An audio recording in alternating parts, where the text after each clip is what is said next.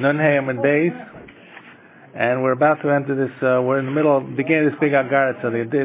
The theme of the Agaratza is really one of two things. First of all, is the sin that you may have thought the person did either was not as bad or didn't happen.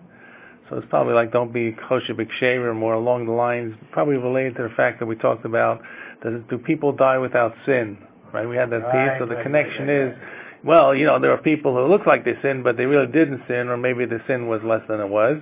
And interspersed in the middle of all this is a few places where it comes up that the sin that the person did, he really didn't do, but he's held responsible because he could have stopped someone else from doing the sin, right? And then we had this whole piece before about the Moshe Yeres Galutov, they're responsible for the world. The para of Rabbi, whose para was it? The para of Rabbi Eliezer ben Azariah was go out with the what do you call it? The cable between the horns, and Shelo B'Ratzon Chachamim, but it wasn't really his para. It was the fact that he didn't stop the woman next door who had this para. So we had a whole theme that if you can stop someone from sinning and you don't, you are culpable. So you'll see some of the sins that are ascribed that are reduced in nature become really sins that the person didn't stop someone else from doing the sin, therefore becomes ascribed to him. But this is a whole collection of the famous people who have sinned in the Bible, and why Chazal try to read into the story that they did not sin. Okay, I don't really have great ways to kind of make it understandable or more understandable, except we'll see that, how the Gemara understands them to be. Okay, so this is on the wide lines, there's 2, 4, 6, about the 6th wide line, Amar Shmuel bar Nachmani, Rav Yonatan. Okay. Kol Homer Ruvain Chata Eino El Toa. Anyone that says Ruvain sinned when it says Vayishkav Bilha Pilegesh Aviv is wrong. Is a Toa. Not Ruvain selling Yosef, but Ruvain in the story of cohabiting with Bilha, the concubine or maidservant of Yaakov. As it says, Shneimar Vayu Bnei Yaakov Shnei Masar. This is the psukim themselves, which talk about Ruvain, Vayishkav is Bilha, as Ruvain is Vayishkav is Bilha Pilegesh Aviv, Vayishma Yisrael, then it says Vayu Bnei Yaakov Shnei Masar. So right after it says that Ruvain sleeps with the Bilha, the Pilegesh Aviv, and Israel heard this, and it says then the sons of Jacob were 12, which means that they were considered Malamed Shekulam Shkulim Ka'achas. They were all the same, and therefore they were all righteous, they were all good, they got over the Joseph story. The Joseph story is not really viewed as sinful, it's viewed as, part of the divine will to get the Jewish people down to the land of Egypt. So, Malami Shekulim Shkulim Ka'achas. Ella, says the Gemara, Mani Mekayim, how do I understand the famous pasuk, Vayishkav es Bilha Pilegesh Aviv, that it says very clear, Vayishkav, which implies cohabiting. Malami Shebilbel Mitza'o Shel Aviv, he switched around the beds of Jacob. It's as if he, therefore, it's considered as if he actually slept with the Pilegesh with Bilha, the maidservant of Pilegesh of Yaakov. Now, what was this actually moving around the Bilbel Mitzvei Yitzuei Aviv? What did he actually do according to Zal? So Rashi says this, yes. Was it Judean versus something? No. So actually that was where they had purchased the rights to that night, but the women actually did that themselves. It had nothing to do with Reuven. Reuven simply found the Dudayim, which were considered an aphrodisiac and so forth. So what apparently there were 4 different tents, and Jacob rotated among the different tents with different wives. Right. But it appears that he had the default, or where was his main tent, was with Leah, okay? And, was with Rachel. And when Rachel died, right, logic would have said that he would have moved his tent to Leah, who was a full-fledged wife with her, and so forth. Instead, he moves it to Bilha, the Pilegesh or the maidservant of Rachel, which Reuven feels was in the front to his mother. Okay, and so he really moves things around. Now, and how did Yaakov know actually where to go? So let's go a little further in the Gemara, and then we'll see something that's very unusual. That would make Yaakov decide where he would actually sleep that night. One other piece, we're going to see some of this discussion as we go through it. Either says that the person who is ascribed to have sinned either didn't sin at all, or as we'll see in the case of Reuven, may have attempted to sin but did not carry through. Now, the story we just presented about Reuven mixing up the beds, right, it seems to excuse Reuven completely from any attempt. He's just simply trying to maintain the status of his mother, who was the major wife, and the first wife, therefore to be given certain equal billing or more billing by Jacob, right? But the impression is he did nothing wrong. Now, the fact that the Bible ascribes this Vayishkav seems to, look, the Medrash says he doesn't, okay? But nonetheless, it's a pretty harsh term. So we're going to see in a couple of lines that it gets weaved in here, and it doesn't really suggest that there's an alternative, but you get the impression that there's an alternative, that Reuven may have attempted to sin but was held back. Do we know of a similar story that happens with Joseph? With the daughter of Potiphar, with the wife of Potiphar, the wife of Potiphar, who wants to seduce him, and then he doesn't, right? But the way the Medrash presents it, right, he almost did. She was very successful in luring him, and except the last minute he saw Mus Yukno Shalaviv, his father, he says, I can't do it, right, and he backs away. So you'll see in a couple of lines, this is a very unusual approach, which Rashi does not, this is not what Rashi says in the Torah. The one that you know is the one I just suggested to you, but intermixed in the middle, you'll see that there are this other way of looking at that he could have and almost had backed up at the last minute, which is different than saying that he mixed around the tents and the beds and so forth. Let's go back. And this is therefore considered because he moved things around and changed things around, as if to say he was the one who actually was responsible and culpable for someone sleeping with the wrong person at the wrong time, perhaps. Kilu shachav imah. Tanya, Rav Shimon ben Elazar Omer. Here comes the second approach, and the word doesn't seem to say it's a different approach, but you see in a moment it is. Mutzal oto tzadik me'oto avon lo bo masa zel yado. Okay. This tzaddik, who's the tzaddik we're talking about? Reuven. This tzaddik was saved from that sin. What sin are we talking about? Vayishkav, sleeping.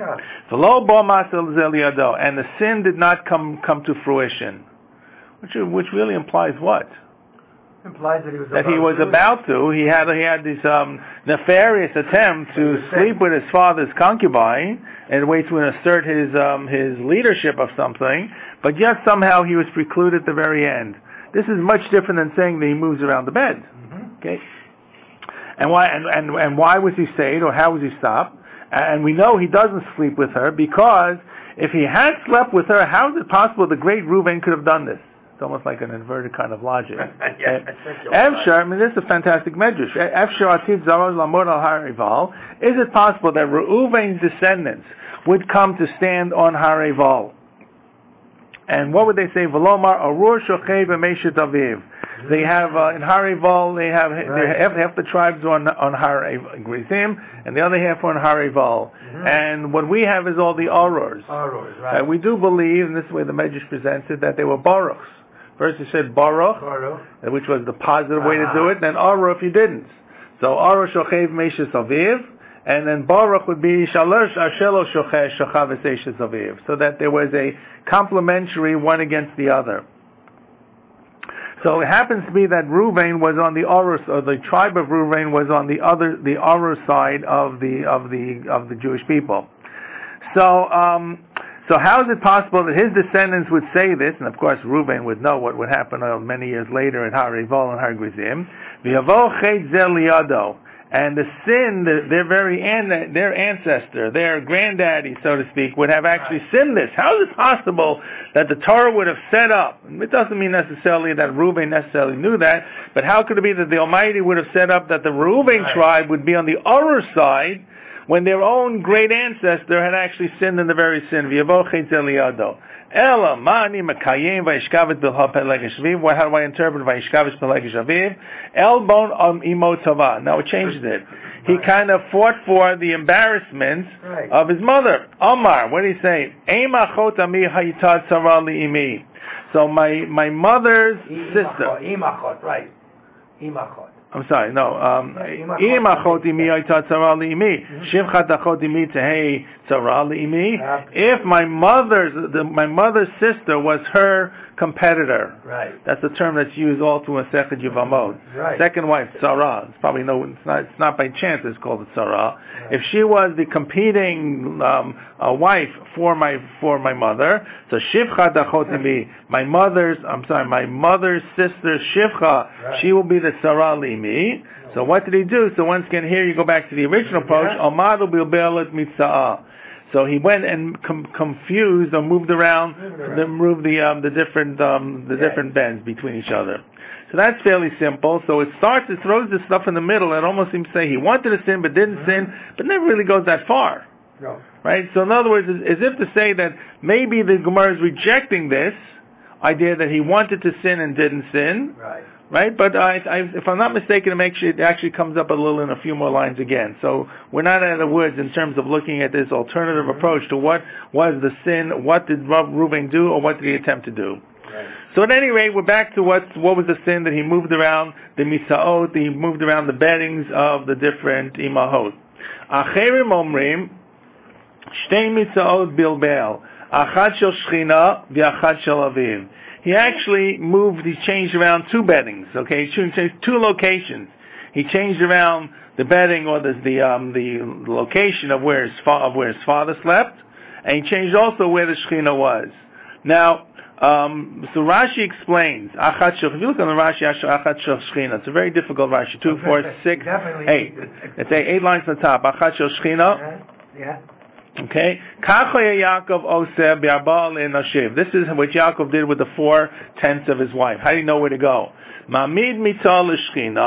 He would actually set up a bed for the Shechina Kaviyachol. I'm not even sure how to begin to translate this. Okay, whenever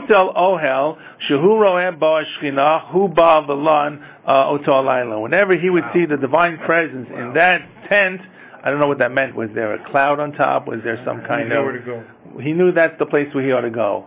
By the way, it's a Gemara that talks really about the holiness of conjugation. Absolutely. Right?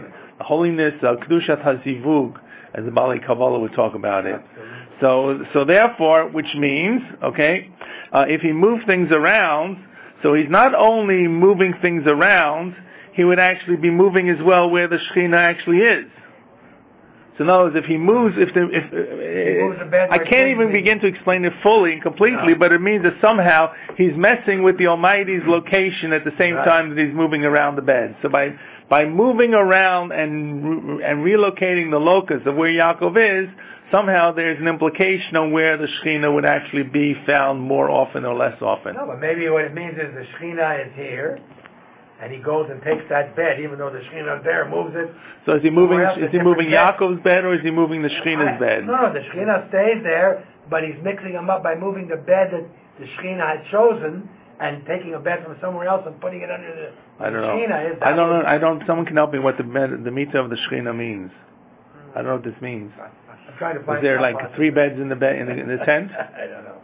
No, I mean, I'm not making crazy. Well, like I said, it could be a cloud. Could be a cloud. So therefore, the Shekhinah had planned to be in this tent tonight, but it couldn't be in the tent because it's not physical. The Shekhinah is just spiritual, so it doesn't really a bed. I understand. No, he could he could recognize that the Shekhinah was here. He could see the time of Dragon. He could see the Shekhinah. I can't see the Shekhinah. I know. He didn't even see it. He could just sense that the Shekhinah was Whatever, there. average person wouldn't see the Shekhinah, I don't think.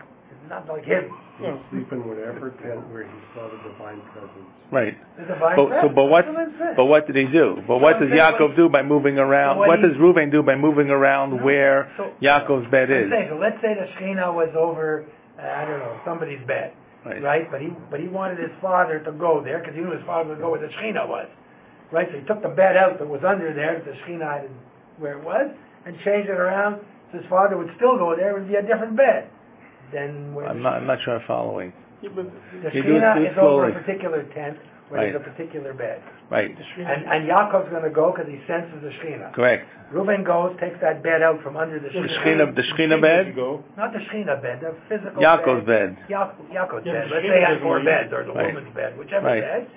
And he takes it out from under where the Shekhinah is present. He puts it in another tent, and the bed he wants his father to sleep in let's say his mother's bed, he puts it underneath where he sees the Shekhinah is. His father will go and sleep on the mother's bed. Well, what's the matter with that? No, that's what he wants to do. No, but he can't do that. The Shekhinah is over a tent. It's over a bed, but it's over a tent.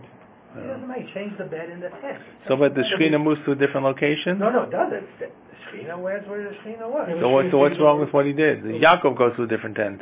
Yeah. Yaakov goes to the Shekhinah's tent, but not sleeping in the bed that the Shekhinah had intended him to sleep in. That's all. Where does he sleep? I don't get it. No, because on the bed that Reuben wants him to sleep in. Because we learned that each tent had a bedroom suite. Yeah, but each tent was a different wife. Right. Well, so you can't just move beds around. The wife is going to stay in that tent. I don't know. My impression. It says doesn't it say mitato shel imal? Doesn't it talk about his mother's bed or not? Here, I'm going to venture this. His mother has I'm going to venture this, and you may disagree with it. Maybe I'm wrong. I believe that there was a bed in each tent, and when Yaakov decides where he goes, they move his bed to that tent. Yaakov does not have 4 beds; he has 1 bed. Okay. And how does he decide where he moves his bed? We see the divine presence. Okay. So. Now, it must have been that the divine presence was over the tent of Bilhah. Let's say. Right? But Reuven doesn't want to do that. Reuven wants to kind of stand up for his mother. So he moves Yaakov's tent to the tent of Leah. Yaakov's bed, to the tent of Leah. And so that Yaakov and the Shekhinah may not necessarily be together, or the Shekhinah is forced now to relocate to another place. The Shekhinah is now it's forcing the hand of the Shekhinah. Right. This is forcing God to change history, or forcing God to do things that God does not want to do, as if we can even begin to understand what this means. Yaakov has a bed, and he moves that bed every time. Along with the Shekhinah. He moves his bed but every before, time. If the bed was with Rachel, this means that there is one principal bed. Right. So we continue what you say. Does he have? So you want to say he has one principal bed and he has secondary beds in the other locations? And then where's the Shekhinah? Wherever it goes. So what's wrong with moving around his principal bed from Rachel, from Bilhah to Leah? I think that there is only one bed is amazing because he was rich. He had a lot of. That's what I'm saying. He said 4 bed every night. First of all, we by the way don't believe they necessarily had beds. Well, right. Well, but they had the wife. Maybe the wife had a double bed. Maybe. No, I don't mean to be. Yes, very possibly. Okay. Let's go. All right. So it's whatever he did, the impression I'm getting, and I don't really have it as clear as we all don't have it clear. Somehow it's forcing the Almighty to move around as well. And that's what the Gemara says, that he's moving. He moved 2. He mixed 2 things up. Achad shel Shechina v'achad shel Aviv. And this is Vahenu Diksiv, and this is what it says when Yaakov gives the bracha, or the admonition, call it what you will, at the end of Sefer Breshit, and he says, Ruvain b'chol riyata yeser pachas kamayim al tosar oz chilat yitzuei Allah. Oz chilat, you defiled yitzuei Allah, the going up of the bed. So what does it mean? It's in Lashon Rabim, right? Or as we have al tikri yitzui ella yitzuai with 2 yuds. We have that in parentheses, but it actually seems to be a reasonable interpretation. Yitzui to read it as if to say there are 2 beds that were confused. My Yaakov's bed, you mix up my bed, and you mix up the Shekhinah's bed. So here there's one in the Gemara. There's 1 yud. You're saying in the Torah there are 2 yuds. There isn't, but read it as if to say Yitzuei. Okay, Yitzu is Lashon Rabim. As if it had 2 right, yuds. Correct. So therefore, what it really means that it changes, by the way, the sin of Reuven from a sexual sin to almost a theological sin. Mm-hmm. Oh, yeah. As if I'm not sure I can say that, but that's. No. But it reduces it, and then at the same time, it kind of reroutes it. At any rate, so this is really a way to look at what Reuven did or didn't do, and the Gemara says Ketanoi.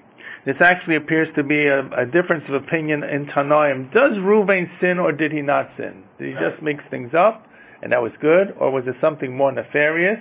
Or, and here's what I told you, the 2 things get mixed together. One is that he simply moved the bed. Okay, move the bed. What's the big deal? Move furniture around. He's a mover. Or did he want to sin, but the last minute he was held back? And now you'll see it much more clearly in understanding the pasuk that we're going to go through. And this is, by the way, like a Rashi Tevos or a notricon. So what is the first words? that Yaakov says about Reuben. It says, Pachas kamaim al tosar. You are as, how's Pachas? Unstable. Unstable as water.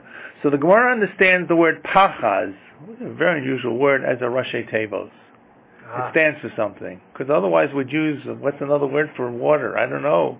Maher or something else. Rabbi Lezer Omer, everybody with me? What's Pachas? Pasta, Chavta, and Zileta. Pasta means you did quickly. You did something quickly without thinking, and you sinned. Chavta, you were chayav. Zileta means that you made your mezalzel yourself. You deprecated yourself. In other words, you sinned. You blew it. Rabbi Shomer, pasato, what's the pay? Pasato al dat. You went against the rules, the law, which is you slept with the bilha, or you did something wrong. Chitesa, you sinned. That's the ches. Zanita, you did znut. Rabbi Gamliel Omer, what's the pachas? Pileilta, it changes now. You prayed. Palel. Chalata, you became sick from you made yourself sick from davening, from thinking about how you need to change. And zarchat filatecha, and your prayers brought out, shown forward. What does that really mean? I don't know, but it's definitely positive compared to the other. It's positive, but in other words, you get the impression that something was about to happen. He was in a real tough spot, and he prayed, and the prayer is accepted. It's almost like the Yosef story, which was Yukno Shalaviv and changed it at the last minute. Yeah. Okay. Prayed that he wouldn't give. Right. Wait, hold on. So we have so far a couple of twists on this. Gamliel. Adayin tzrichim anu lemodoi. We still need a better interpretation of Rabbi Elazar ben Amodoi. Rabbi Elazar Modoi Omer. What's the case? Hafochet ad teva v'darsho. Don't read it pachas pei chet zayin, but read the abbreviation backwards. Zayin chet pei. Okay? And to make it more confusing, sometimes chet and hey switch. So not pei chet zayin, but zayin chet pei. Zizeta, you shook, you trembled. Her tata, it also means to shake by Chal Moshe. And parcha chet mimecha, and the sin flew away from you. Once again, you're almost at sin's gate, and you shook, and you realized the severity, and you turned away. Rav Amar, Rav said, V'yamila Rav Yirmi V'Abba, Zocharta on shel davar, you remember the punishment. Chalita atmecha choli gadol, you made yourself so sick by thinking what you could be giving up by sinning, and perashta milachto, and you turned away from sin. Beautiful. Okay, so in other words, you see from this piece of this tanoi, or these different approaches, that some of them seem to say he didn't sin, or some say that he actually came back from the edge of sin. Or the first one is, he actually did sin, pochasta, you were very quick, and you regretted it later when you mezalzel yourself. Or zanita, you did actually not. So it's not even clear what he did and what he didn't do, right? But what's clear is that it's a pasuk that is open to many interpretations. But in any case, he didn't sin. Right, because he got close, but he still didn't actually sin, unless the thing with the it means that what it means is Shmuel Bar Nachmani we opened up tonight says Kol Omer Sheruben Chatein El Toeh may be only one opinion. That's how I walk away with the conclusion. But what sin do we think he committed? Unless you're saying. Well, when you say the sin was pazta, chavta, and zolita, or pasato al dat and chatata and zonita is pretty clear. So one person, I'll consider that a minority. Right. The other approach is that's one approach. Okay, that he actually sins. The second approach is that it looks like he just did something, move things around, which was said. And the third approach seems to be he attempted to sin or thought about sinning, but got close to sinning, but pulled himself back. Yeah. So in my mind, and once again, I found it a very confusing piece of Gemara because of this part with the Shekhinah, especially, there seem to be at least multiple interpretations. So what the Gemara is saying, it's not as simple as it is. Right. Okay. And that's probably going to be a theme that comes with a number of these individuals. Okay, Reuven. There are other interpretations with Reuven, right, which have led me to the conclusion.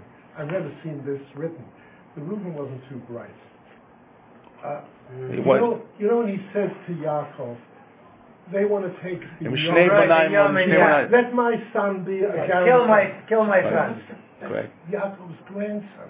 Correct. So how do you understand that? So the story of Bereshit is a story of firstborn that don't have the full leadership potential. Right. right? It says story with Yishmael, story with Esav, and a story with Reuven. That's part of it. He happens to be, he has this idea to save Yosef, it goes nowhere. Right? He comes back, the idea of the Dudaim is once again a confusing part of the story. And the part by Shkavet Bil Hapileg Shavi once again casts aspersion somehow at him. And in fact, the bracha he gets is not really a bracha. Right? Ruvain Bechoriata, Rashis Kochi, Rashis of Oni, or something like that. Right? But Pachas Kamaim Al Tosar, Kilisa Mishkavei Vicha. And then Yaakov says, Kilisa Mishkavei Vicha, Askilatu Yitzui Allah. So Yaakov says it as well. Right? Kilisa Mishkavei Vicha. It's not only the pasuk here. So you get the fact, and in fact, who becomes the real natural leader of the Jewish people? I'd say Yehuda. Well, it depends on how you want to slice it. Yehuda has Malchut. Levi becomes the theological leader, and Yosef gets two tribes to be equal, so he gets the primogeniture, really. So, but it's anyone, and of course, Yosef is at the end, or towards the end before Binyamin, and it's anyone but Reuven. So it's just another example. It's not the oldest who gets the cherries on the pie. The whole Torah is that way. Right. The other stuff, the Torah, every time we read it in shul, it kind of rubs it the wrong way. When the brothers are there with Yosef, and Yosef steps out, and Reuven says to him, "I told you not to do. Hello, Marty." Yes. Like, I told you so. Right. Like, this is the best insight he can give. It's such a self-serving sort of a comment that it strikes me that we give him the impression by the Reuven, something. I agree with what you said. Wasn't 100% up there. Exactly. Okay. All I'm saying is that this stands in opposition to the idea of the normal primogeniture, which by the way, which the surrounding cultures believed in and carried through. Yeah. But another example, just to take this one more step, Moshe and Aaron. Who's older? Aaron. Who's the leader? Moshe. Whole books have been written about the fact that Tanakh always had the second son.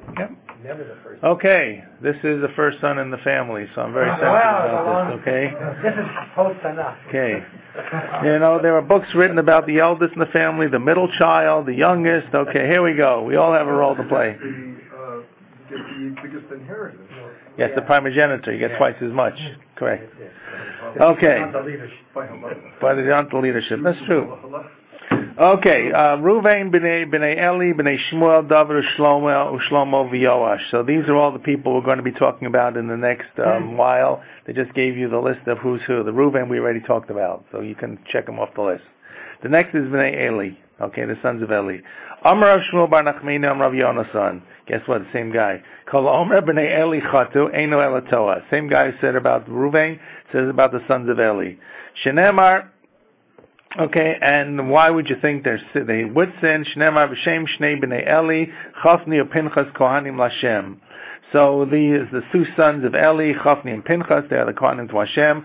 What we know, by the way, about the two sons of Eli is really not all that good. Yeah, exactly. Right? We know it says, what do we know? It says, Vayishkevuna Tanashim, they slept with the women. That's the pasuk that says in there in Shmuel Aleph. We believe that they are crooked, that they seem to extort money in order to process the different korbanos. Himself recognized that his correct. That's right. So, is it with the shame or is it the shom? I kind of seem to look at the shom, and there were. Okay. Have you got the pasuk there with the? Mine has sham. Sham. Okay, thank you. Sham. That's what I thought. Where's Visham? Visham. Oh, Visham. Thank you. You're right. Thank you. Visham there in Shiloh, Shnei B'nei Eli, or maybe I believe it's in Shiloh. Chafni Pinchas Kohanim Lashem. So the Gemara says that this pasuk is coming to tell me about the two sons of Eli. Now, remember, nothing is the way it appears. So if I told you that sometimes when they say a person didn't sin, it means they didn't sin as badly as it is.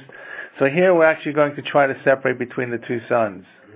Okay, so maybe only one of the sons sinned, or maybe none of the sons sinned. And once again, you'll see the confusion in this piece of Gemara itself. Is it all, both, one, or none? Okay? Okay, but what the bottom line means is don't be choshev b'ksherim. Savala karav, demra pinchas lo chata. I'm sorry. Savala karav, de'amar rav, pinchas lo chata. That the two sons is Chafni and Pinchas. So Rav holds that Pinchas didn't sin, and Makish chafni lePinchas. Ma Pinchas lo chata, av chafni lo chata. Okay, so if one didn't sin, then the other one didn't sin, and that's why they're called Chafni and Pinchas Kohanim Hashem. Elo, if that's the case, Mani Mekayem Asher Shkivun Nashim. What does the pasuk say? This is black and white, Asher Shkivun Nashim. So it means Mitoch Shisho et Kainehem Shalholcho Eitza Baleim Malel Avakaso Kilo Shachvum. So it means as follows. People knew when they came to the Beis HaMikdash, these guys were a bunch of crooks. Okay, and they were forever trying to delay bringing karbanos, hoping to get some kind of kickback to process the karbanos. You want to jump the line? Sure, we can arrange that for you. We can fix it up for you. And you know what? We'll process your carbon today if you give us a little bit of a thing on the side. Okay, so it took a while for karbanos to get processed, apparently. And more importantly, that was with men. Men could have maybe strong-armed the two sons of Eli, but women, they had no recourse whatsoever. So they never knew for sure if they gave the karbanos, which were these birds that the Yoledes had to bring to the Beis HaMikdash, how quickly they actually were going to be processed. So they may not have even had the financial wherewithal, because they were women, to pay off these two guys. So as a result, they ended up staying in the Beis HaMikdash, in Shiloh, for an extra couple of days to make sure, because they couldn't leave the carbon and then go. Right? Anyone learning Zvachim today, we talk about what happens if karbanos, not today, but this in Daf Yomi, so what happens if karbanos got puzzle. Right? People didn't have to hang around for their karbanos. You left the karbanos, covered only, you left it. You had to stay around if you were eating it. But otherwise you assume that things went kohoil, right? Which is probably good. But in the case of the sons of Eli, they were never quite sure. So the women needed to remain extra days, and as a result, these were women who now had undergone childbirth. They wanted to get back to their husbands and cohabit with their husbands. So Eli was denying them the conjugal right to get back, as they waited extra days to make sure their carbon was actually processed. So that's how the Gemara interprets this, Vayishkivun et Hanashim, because he denied them their ability to cohabit with their husbands. It's as if they were Vayishkivun, they slept with the Nashim. Mitoch shesho et karkinehem shlohocho etz baleim maleh alav hakatuv kilu shachvu. Okay, so that's why. So that's the sin that they did. That's the extent of what it is, or maybe the worst thing that they did, or one of the worst things they did was delaying people from going home to make sure, or delaying bringing karbanot. And they did this for what motivation? I believe they did it so they could extort people for. The women, they're not going to get money from the women. Well, you know what, you can't break the rules. Maybe they could try to extort money from women, but women didn't have money, were stuck there. Okay, I don't know. And of course, I would say it wouldn't help their reputation to hang around a couple of extra days in Shiloh either. Correct. Right. These women. Right, but that's so. So the whole idea is that this is like a daisical kind of I would say tabernacle, where things are just not running. The trains don't go on schedule, and things happen and don't happen, and there's a lot of bakshish going on and paybacks and under the table, and that's how things went, and nobody's really watching the store. So, but these are not considered sins. Still, he's saying. No, I didn't say they're not sins. They're just not bad. In the beginning, he said. But didn't he say? Don't say that they sin. Correct. Okay, so the sin is that the women could not get home. That's denying a person to get home, and she hasn't been able to be with her husband. So that is therefore they're culpable for that. So now I'm confused, because I thought that was just the interpretation of Shachvu et Nashim, said didn't really sleep with them, just didn't let them go. But that's to try and get out of what seems to be a clear statement of how they sin, namely by sleeping with the women. Right. But that's. But they're clearly statement said he didn't sin. Right. So they're not savory characters. Once again, clearly. Okay, as you saw with Ruvain, he doesn't come out scot-free. Mm-hmm. I mean, look, in the best of scenarios, he's played around with the Shechina.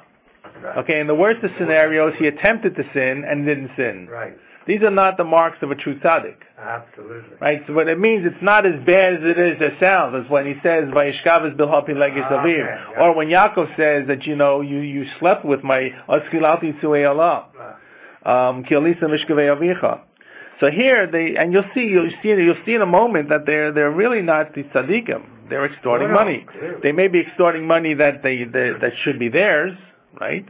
they're possibly, maybe they're getting trumos and maasros, maybe other things, but they're taking they're clearly holding the people up. People can't turn away from them. So at any rate, but it's not as bad. In Judaism, the worst sin always appears to be sexuality. So Vayishkav, it's pretty bad. That they didn't do. Okay, that was a red line. Okay, Gufa. We have another Memra Braita, or it goes back to this part of this Braita or Memra that we quoted and goes further. Amarav Pinchas lo chata. So we started by saying that Pinchas didn't sin, and that Pinchas and Chafni are put together. So it must be that Chafni didn't sin as well. Now, how do you know that Pinchas didn't sin? I expected people to jump at me and say, "How do you know that?" So now we got to explain it. Hopefully, we explain it. You'll be satisfied. You won't jump because now you really jump. Shenemar. Okay, it says in Shmuel Aleph Perikid Bet, V'Achia ben Achitov Achi Kavod ben Pinchas ben Eli Kohen Hashem. Okay, so this is giving you a genealogy of Achia, who's the son of Achitov, who's the brother of Ikavod, who's the son of Pinchas, who's the son of Eli ben Eli Kohen Hashem. So when you're listing the genealogy, it goes all the way back to whom? To Eli. So it says the Gemara, Efsher Chet Bo Liado V'Akasav Miachaso. You mean that Pinchas is a sinner, and we're going to give you the genealogy of Achia ben Achitov. Well, why would you want to mention Pinchas? Shem Rishonim Yirakev. If he's really a sinner, you can't just forget about him. No one likes to go out right. Says Yaakov, Shimon v'Levi Achim b'Sodom al tavo nafshi. Right? I don't want to be mentioned with Shimon and Levi. Leave me out.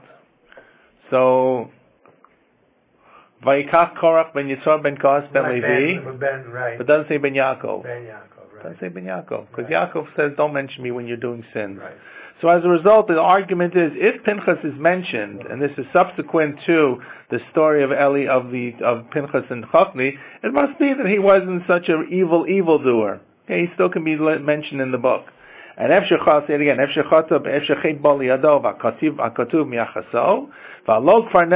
says, and admittedly it's a pasuk in Malachi. Malachi, no one by the way even knows who Malachi is.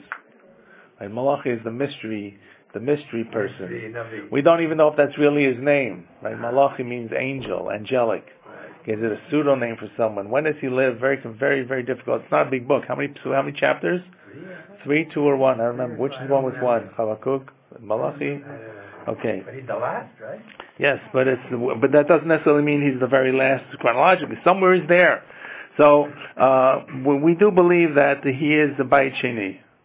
Okay, we believe Chag is the Chayim Malachi, the last of the Nevi'im, right, which is the beginning of Second Temple. So the quote is Malachi.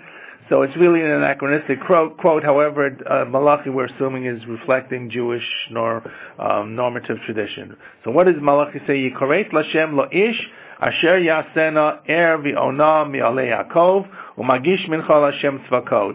That the person who does these things, and they're talking about Aveirot, will be cut off from Alei Yaakov, the tent of Yaakov, and will be cut off from bringing mincha to Hashem tzvakot. Which means, in Yisrael, if the guy sins, if he's Israelite, lo yeh b'kohanim, he won't be awake or mentioned in the Chachamim, v'lo nebe talmidim, and he won't even be in one of the students. He'll be nothing. He'll be a nobody. No one will know who he was. Vim kohenu, and if he's a kohen, lo yeh lo ben magish mincha, he will not have a descendant who will bring the mincha to the Beit Mikdash. Which means basically, if you sin, you are not going to be mentioned. You've just written yourself out of Jewish history, or we're not going to talk about you.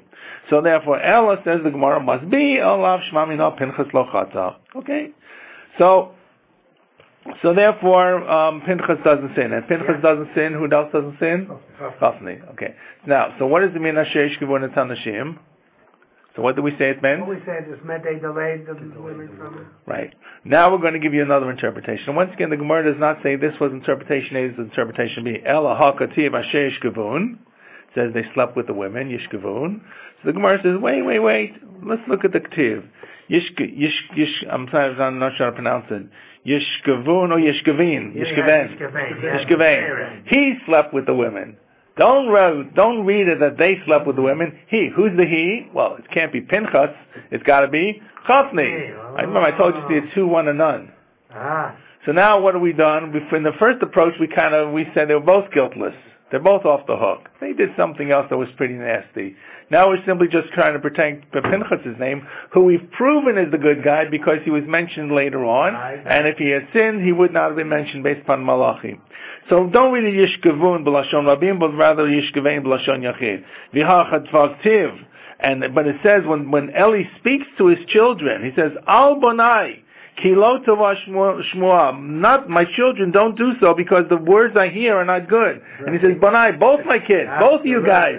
What I'm hearing about both of you is not really making me happy. Some Rav Nachman Yitzchak, once again, don't read it Bonai, but Beniktiv. Okay, read it in the singular. Okay, maybe. Okay, Valtiv. Now, Ma'avirim.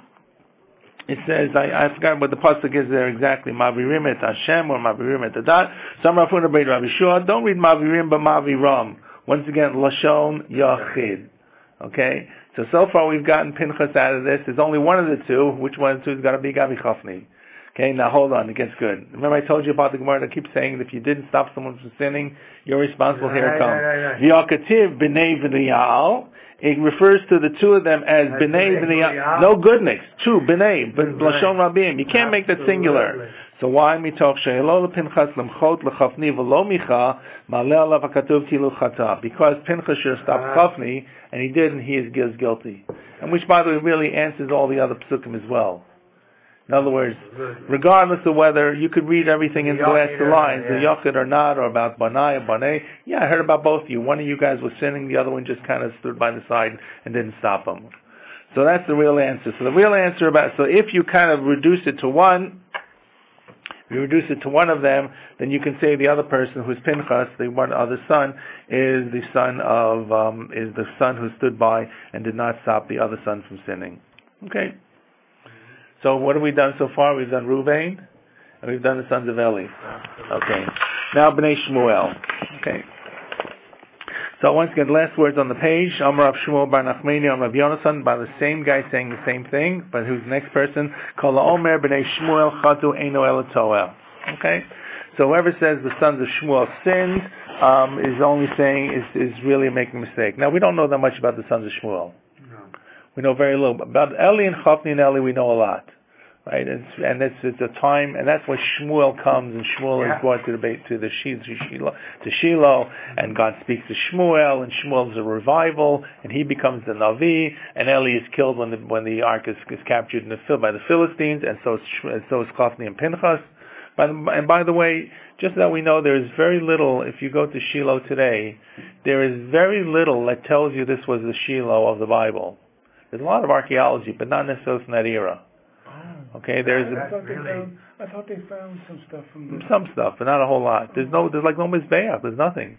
So you get the feeling this was a period of Jewish history that that once they closed it up and went to Yerushalayim or went to Hebron first, they kind of just swept it away. It really lasted for a long time. Where's Shiloh located? North of Yerushalayim, north of Ramallah, north of Shechem. I thought they found some bits there. Maybe. I'm going to Eretz Yisrael after Tisha B'Av. I may go to Shiloh. I'll come back and let you know. They supposedly opened a brand new visitor center. So if you can't see things on the ground, you can see things on the 3D. They just have like a foot. You just have the bottom, like the foundation of the Shiloh. Of the entrance. And no, I don't think so. I don't believe so. There was tracks of fires of when the Mishkan was destroyed. Oh, maybe. Okay, I'll let you know. I was there many years ago, and I remember not seeing a whole lot. Okay. How many people lived in Shiloh? It's a tent. How many people live there? It's a center for the Jewish people. They come there for the Shalosh Regalim. So you would expect some kind of archaeology. Yeah, you would. Correct. I'm saying there's not a lot. We're talking about the Mishkan. Okay. Right? We're not talking about some tent. You're talking about the Mishkan built by Moshe by the Father. Well, I don't know. Anyways, for a few hundred years, not for 2 years. So so let me not speak. If I go there, I'll come back with a report. If I don't go there, I'll try to do some research. Okay. But there's really, that's correct. By the way, that's the other part is what they're doing up on the Har HaBayit, where they're trucking out loads, truckloads and truckloads. That's the area rest. Yeah, the Arabs, correct, yes. The Arabs, yes, correct. They're sifting through it. They're sifting through it, now they put it on hiatus. I actually wanted to go sift, and I found they're looking for a place to move it to. Yeah. So but I found tons of stuff, but it's a big mishmash because every layer is all mixed together. Okay, anyway, back to the ranch. So now we're up to Bnei Shmuel. Good? So Bnei Shmuel Chazah. So by the way, what we do know is the people are not very happy with the sons of Shmuel, which contributes to their request for a king. Absolutely. And Shmuel, of course, takes it very personally. Mm-hmm. And nonetheless, HaKadosh Baruch Hu says, you'll get granted their request. So you get the impression that they did something wrong. Now, what did they do wrong? No one is here suggesting it is sexual as it was with Ruvain or the sons of Eli. It's more financial. Okay? Bnei Shmuel. Shmuel is a Levi, I think. Is that correct? Help me out. I don't know. No. Okay. I think Shmuel. But he's a grandson of Korach. Yes, Shmuel, that's correct. Shmuel is a Levi. This will come up in the story, in the Gemara. Shmuel is a Levi. He may not have functioned as a Levi. We don't know. We don't identify him as a Levi working the way. They don't mention he's a Levi, do they? I don't remember. I don't know. Right at the beginning. Which one is the Teilim? It's written that Moshe and Aaron are like Shmuel. Okay, so and the Korach saw that his descendant was going to be as great as Moshe and Aaron, and that's why he rebelled. Okay. I'm just thinking of Hannah, and her, when she was there. But we'll check. Well, if it comes up, it must be true. Well, I think so. Okay. Well, let's wait and see if it comes up. I'm quite sure it's going to come up in the next 12 lines.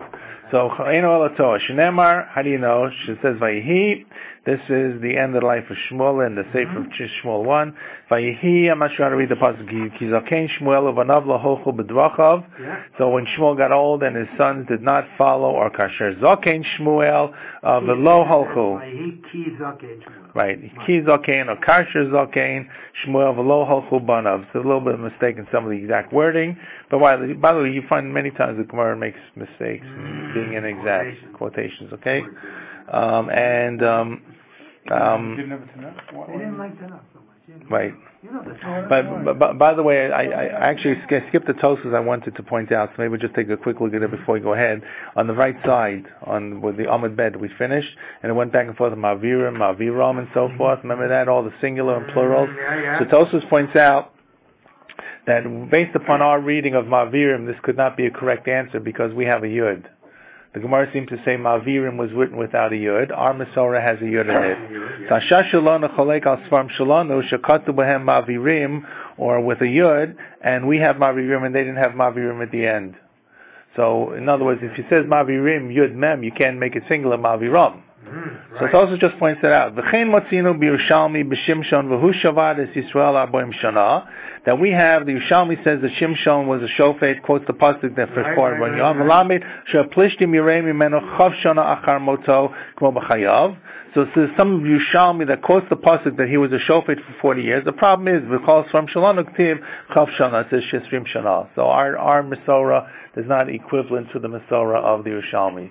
The Tosfos just mentions that, matter of factly, and just simply goes on.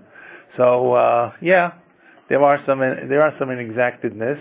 There are probably some variations in the Masorah. It should not be a shocker that suddenly we start calling kfira and kofar and all that. No, but we're saying Arbaim Shana and Esrim Shana. Right, but Arbaim Shana and Esrim Shana is a pretty significant difference. It means that one of the Masorahs is not exactly correct, but there's nothing really substantially different. We find many times, we know that Chesronos and Yisronos, Yud involves, right, are many times not accurate, right? The Gemara talks about where the halfway point is in the letters, and it doesn't add up with where our halfway point is, because there are extras Vav here and Yud. You say, well, Vav and Yud is no big deal, and there are some places where there's an Aleph, Petza or Potza, which is an Aleph or a Hey. There are two variations we have, and nonetheless, that we believe, we accept our Masorah is correct. And if it's not 100% accurate, it's still 99% accurate. So that may sound heretical, but that's probably the reality. Yeah, no, but it only raises an issue if you use that as an interpretive text, right? Of course. But of course, I'm saying, because then it becomes significant. Otherwise, well, actually, it becomes very significant. We lay in the Torah, if his Balkori makes a mistake on a little mistake, they kind of beat him up. Yeah. Right, but these things that prepare. And anyway, by the way, there was a Torah in the Beis Hamikdash, which was the standard, right? There was the Aleppo Codex, which has changes from it, which goes back how far? Nobody knows. Rambam. Right. It's before the days of Rambam. Well, yeah, but that's not as old as the Torah, the Beis Hamikdash. Right, sure. No, certainly not. Right. That was the Dawson. They put all right. Correct. Anyway, all I'm saying is, I'm just saying, Tosfos mentioned this without blinking an eye, because once again, they if you thought that Ma'avirim with the yud and without the yud is a problem or not a problem, and obviously the drush is based upon this, then how about the Esrim and Arboim is a much bigger issue. Okay. So, but as I pointed out, by the way, I can't really reconcile the 40 and 20. I don't know the story about Shimshon that well, and the Gemara's drush and the Yerushalmi. But as I pointed out at the end of the Gemara, we don't really need Ma'avirim to be interpreted as singular. We simply said they're both guilty. Only one sinned actively, and the second one, Pinchas, sinned impassively by omission, by not stopping him. So you can read Ma'avirim in the Lashon Rabim with the Yud, and you still come to the same conclusion. Okay, I'm sorry. Let's go back to the sons of Shmuel. Okay, so when Shmuel gets old, ubanav lo holchu banav bidvachav. So the Gemara darshans. I mean, that sounds pretty bad that his sons didn't follow his ways. So it says it's not so bad. Bidvachav hu lo holchu. Okay, he didn't follow his ways. Mechte lo chatu. But they weren't complete sinners. They just weren't the tzaddikim. Right? What do you know about the sons of Moshe? Very little. Okay, what do we know about the sons of great tzaddikim? Often very little. Okay, wait, but it's not so simple. Elamani Mekayim is the same pasuk. It says Vayatu Acharei Habotza. Okay, they went after the how would you say botza? The greed. They were greedy. So Shelo Asu Kamasi Avihem. So the Gemara says, well, here's what it means. They didn't follow exactly what Shmuel did. Shmuel Yatzadik Mechazer B'chol Makomot Yisrael. Shmuel would make a circuit around all the different habitations of the Jewish people in his day, and he would deal with all the cases. V'dan otam bi'arehem. He would travel around, and he would be a circuit judge, and he would hear all the cases. Shneimar v'halach midei shana b'shana. This is a pasuk about Shmuel. It says he would travel year after year. V'sibei beit el v'agilgal v'amitzpah v'shafat es Yisrael. And he would travel around. The major cities was Gilgal and Mitzpah and I don't remember, Beit El. And he would travel places, every year he would have a certain time. You knew it was July, he was here. If it was September, he was there. And these guys, they stayed in their offices. V'heim lo asu kain, el yashvu b'arehem. They stayed in their cities. K'dei la'arbot tzachar l'chaznehem u'l'sofrehem. This made money for their underlings. The chazanim means the shamasim. Chazan is not a chazan for today. That they would send them to, if they had a din Torah, they would have to send a hazmana to the city to come to where they were. So they had a job now for a shikking to go to the city, to go bring these guys, to deliver this. And they had the sofrim, and if they had to do it in the other city, and the sofer had to write the hazmana. So there was a whole industry that was developed that they could give their political patronage jobs out to their local cronies to do this kind of menial work. Why? Because they didn't want to sit back and just, see the money roll in. So that's what it was. So therefore, but they really didn't sin like Betza, which means really sinning and chamas and taking things away from people. Okay, so that's how we interpret it. Now, as you've seen so far, it's not always the way it is. When these sins are not really enunciated, once again, we're not going to make this like Vaishkavun, but the Gemara has different interpretations. The Gemara says Ketanoi, it's a machloket Tanoim, exactly what this Batza really was. Ketanoi, Vayatu Acharei HaBatza. They went after the Batza. So here we see different opinions among the Tanoim. Until now, we had opinions from, who said this? Rabbi Yonasan, and it doesn't tell us who they are. Does it say? No, it doesn't list the name. But we have as follows. Rab Meir Amar, Chelkam Shalu B'fihem. Okay, when it came to Meiser, and the Leviim were supposed to get Meiser, so they would go over to people they knew or people they didn't know, and they say, "I'd like you to give me your Meiser." That's not allowed, or what? Well, could you say no to the son of Shmuel? Oh, you mean? In other words, you're the farmer. You could give your Meiser to any Levi. You give your Truma to any Kohen. Yeah. You have the right. Now, hopefully, if this would be spread around properly, everybody had their favorite Kohen and Levi, the Kohanim and Leviim would be self-sufficient because they would have the Meiser and Trumos. And hopefully, if it worked out according to Hoyle, there was enough to go around for everybody, maybe a little more, a little less. But if they would go over to everybody and say, I want to remind you that it's time to give Meiser, ding-a-ling-a-ling-a-ling-a-ling, please remember me at your time when you're writing your Meiser checks. or when you're sending out your meiser, who could say no? They were afraid of these people because they were people of power, the sons of Shmuel. They were really doing this on the role of their being the descendants, the sons of Shmuel. So that's one thing that they did. Chalkam shalu b'fihem. So that is the betza. As a result, all the other Levium were poor. So who's losing out here? Not the landowners, because they're giving the same meiser percentage, whether they give here or there. But who's suffering? All the other Levium were forced to beg, because all the money is now being funneled to them. Now, is that good or bad? It's bad. It's bad, but it's not that bad. Okay. You're one of the other Levium, like I am, and you. Right. So it's not against the rules. It's not breaking the law. So this opinion, obviously they did something wrong. They're betza. They're greedy, but they're not going against the law about what the Torah says that they're entitled to.